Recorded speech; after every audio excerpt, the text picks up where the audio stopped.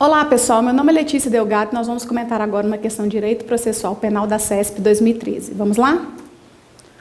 Com base no disposto no CPP e na jurisprudência do Superior Tribunal de Justiça, julgue os seguintes itens. A prova declarada inadmissível pela autoridade judicial por ter sido obtida por meios ilícitos deve ser juntada em autos apartados dos principais, não podendo servir de fundamento à condenação do réu. Na verdade, a pergunta, ela quer saber pra gente qual que é a destinação da prova ilícita no processo penal. A primeira coisa que nós temos que lembrar é que quando eu falo de prova ilícita no processo penal, eu tenho a sua inadmissibilidade, tanto prevista expressamente no artigo 5º da Constituição Federal, tá certo? No artigo 56, onde se fala que são inadmissíveis no processo as provas obtidas através de meios ilícitos, como também no CPP, no artigo 157. Essa redação do artigo 157, que conceituou e disciplinou prova ilícita, ela veio para o processo penal em 2008, tá certo? Através da Lei 11.690.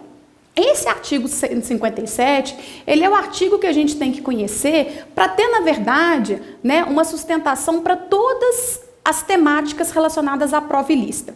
E a primeira coisa que a gente percebe é que esse artigo vem falando para a gente logo no caput o seguinte: são inadmissíveis, devendo ser desentranhadas do processo as provas ilícitas, assim entendidas as obtidas em violação a normas constitucionais ou legais.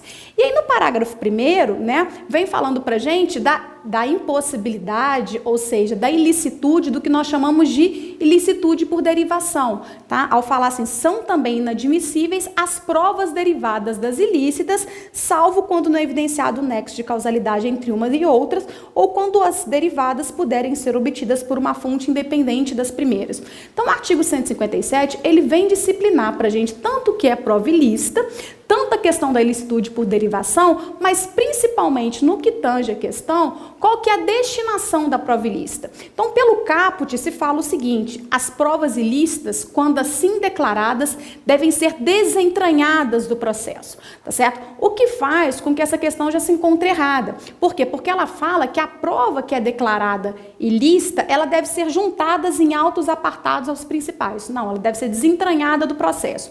E aí vem o parágrafo 3º, que fala o seguinte: preclusa a decisão de desentranhamento, ou seja, quando não se cabe mais recurso à decisão de desentranhamento, a prova inadmissível será inutilizada por decisão judicial, facultada às partes acompanhar o incidente.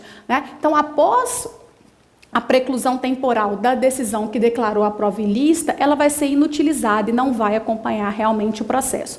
Com base nisso também, levando-se em consideração que a prova ilícita, sim declarada, ela se torna imprestável para o processo, tá certo? Obviamente que ela não pode servir de fundamento à condenação do réu. Daí porque a preocupação do legislador em falar que ela deve ser desentranhada e depois destruída, justamente para que ela perca essa capacidade de influenciar posteriormente o julgador, tá certo? Então, com base nisso e na própria redação do artigo 157, a questão encontra-se errada. Até a próxima.